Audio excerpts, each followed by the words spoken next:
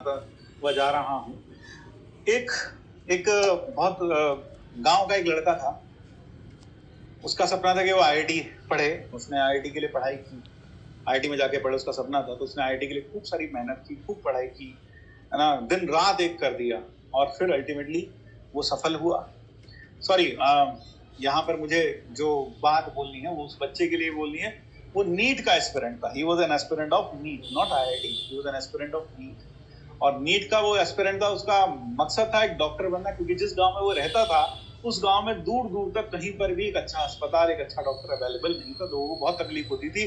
तो उसका सपना था बचपन से कि मैं एक दिन डॉक्टर बनूंगा और अपने गांव वालों का इलाज कराऊंगा। अभी सारे गांव वाले सिर्फ किसी ओझा के पास, किसी झाड़ फूक करने वाले के पास जाते थे बीमारियों का इलाज करवाने के लिए, और वो अक्सर उन्हें सिर्फ भभूत देता था। वो उस राख को चाटते थे और सोचते थे कि वो ठीक हो रहे हैं, और ऐसे करके बहुत सारे लोग उसके गांव में मौत का शिकार हो जाते थे, क्योंकि उन्हें सही समय पर सही इलाज नहीं मिलता था। इसलिए उसने सोचा कि एक बड़ा होकर मैं एक बहुत अच्छा डॉक्टर बनूंगा और अपने हॉस्पिटल में आके अपने गांव वालों की, अपने देश की सेवा करूंगा। तो उसने नीट के लिए बहुत अच्छे से पढ़ाई की, बहुत मेहनत की, and ultimately he became a doctor and he did his MBBS, then he did his MC specialisation भी किया, और फिर वो विदेश चला गया। विदेश जाने के बाद उसने वहां भी पढ़ाई की, और फिर उसे वहां एक बहुत अच्छी जॉब मिल रही थी, जो कि उसने नहीं, क्योंकि उसकी आंखों, उसके नजरों में उसका हमेशा एक ही सपना रहा था कि वो अपने गांव में जाकर लोगों की सेवा करेगा। तो वो वहां से वापस आया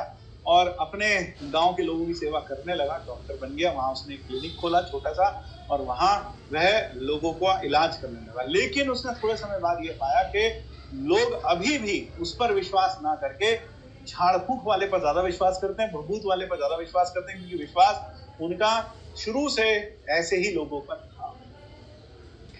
तो उसको बड़ा महसूस हुआ कि यार, मैं तो विदेश छोड़कर यहाँ आया अपने गांव में लोगों की सेवा करने के लिए, और ये देखो, ये अभी भी उस तांत्रिक, उस ओझा के पास, उस झाड़ फूक करने वाले के पास जा रहे हैं और राख उठा रहे हैं और सोच रहे हैं हमारी बीमारी दूर हो रही है। तो फिर उसने क्या किया? उसने एक मस्त तरीका निकाला। किसी को बुखार होता था, जो भी उसके पास आता था वो भी भभूत बांटने लगा। वो भी भभूत बांटने लगा, लेकिन वो भभूत क्या होती थी? भभूत क्रोसिन की होती थी, पैरासीटामोल की होती थी। ठीक है? तो यानी उसने क्या किया? अब भभूत में ही दवाई, उसने तरीका निकाला। क्या करा? भभूत में ही क्रोसिन डाल के दे दी, भभूत में ही पैरासीटामोल डाल के दे दिया। तो लोगों की बीमारियां ठीक होने लगी। अब लोगों ने ओझा को, झाड़ फूक करने वाले को छोड़ दिया। इसके पास ज्यादा लोग आने लगे, क्योंकि ये भी भभूत बांट रहा था। तो वही वाली बात है, यही वाली बात है कि यहाँ पर बहुत सारे बच्चे कहते हैं, सर पीवाईक्यू कर ले, पीवाईक्यू की किताब खरीद ले, पीवाईक्यू कर ले, पीवाईक्यू कर ले, भाई ये मत ले, भाई वो मत ले, पीवाईक्यू कर ले, ये कर ले, वो। तो हमें भी लगा, तो हमने भी उस डॉक्टर की तरह क्या किया? हमने अपने केटी के टीएच में पीवाईक्यू मिला, वही भभूत बांटनी शुरू कर ली। लो भाई, यो भी कर ले, चाट लो बेटा, ठीक हो जाओगे, चाट लो। तो वही वाली बात है, वही वाली बात है। तो जो बच्चे यह पीवाईक्यू बहुत ज्यादा करते रहते हैं, तो आपको चिंता करने की जरूरत नहीं है। आप जो भी भभूत खा रहे हैं वही सब है, उसमें सब कुछ आ जाता है। उसी में पैरासीटामोल भी है, उसी में डिस्प्रिन भी है, उसी में एस्प्रिन भी है, सब कुछ उसी में है। चिंता मत करिए, आप तो बस भभूत चाटते जाइए, सब कुछ हो जाएगा। कुछ और करने की जरूरत नहीं पड़ेगी। हम ये भी कर लें, हम वो भी कर लें, हम आसमान से तारे तोड़ लाएं, हम चांद पे चले जाएं, कुछ करना नहीं है भैया। केटी के टीएच, डीबीपी मॉड्यूल जो होमवर्क दे रहे हैं वो करते चले जाएं, अपने आप सब कुछ हो जाए।